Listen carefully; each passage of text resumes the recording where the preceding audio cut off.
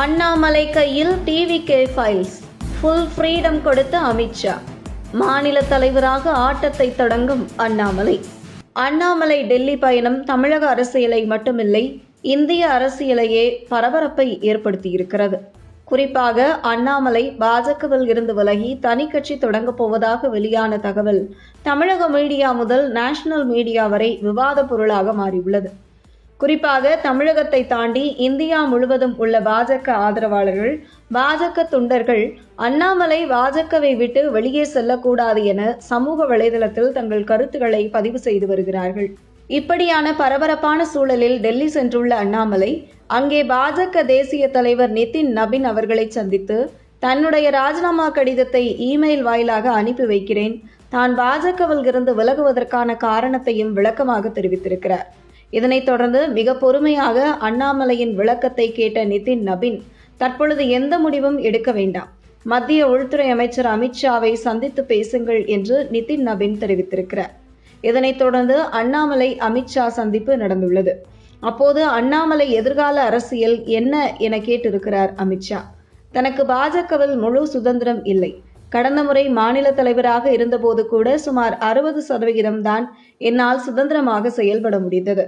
பாஜகவில் இருந்து விலகி சுதந்திரமாக செயல்பட முடிவு செய்துள்ளேன்.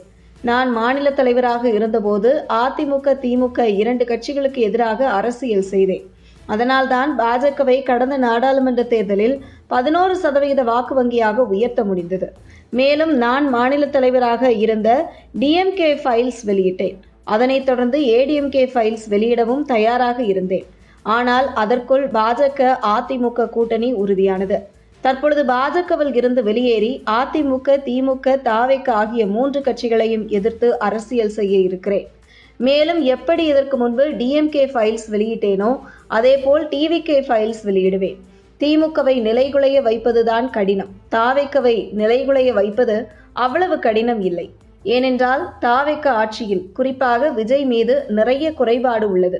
இதெல்லாம் மக்கள் மத்தியில் எடுத்துச் சொன்னாலே ஆளும் தாவேக ஆட்சியின் மீதும் தாவேக மீதும் தமிழக மக்களுக்கு வெறுப்பு வந்துவிடும். இப்படி நான் சுதந்திரமாக செயல்பட வேண்டும் என்றால் பாஜகவில் இருந்து செயல்பட முடியாது. அதனால் பாஜகவில் இருந்து விலகி சுதந்திரமாக செயல்பட முடிவு செய்துள்ளேன் என அமித்ஷாவிடம் அண்ணாமலை தெரிவித்திருக்கிறார். ஆனால் அமித்ஷா பாஜக மாநில தலைவராக மீண்டும் பொறுப்பேற்றுக் கொண்டு நீங்கள் சொன்னதை சுதந்திரமாக செயல்படுங்கள், உங்களுக்கு எந்த தடையும் இருக்காது, நயினார் நாகேந்திரனை அழைத்து பேசுகிறோம், அதுவரை டெல்லியில் இருங்க என அண்ணாமலையிடம் தெரிவித்திருக்கிறார் அமித்ஷா.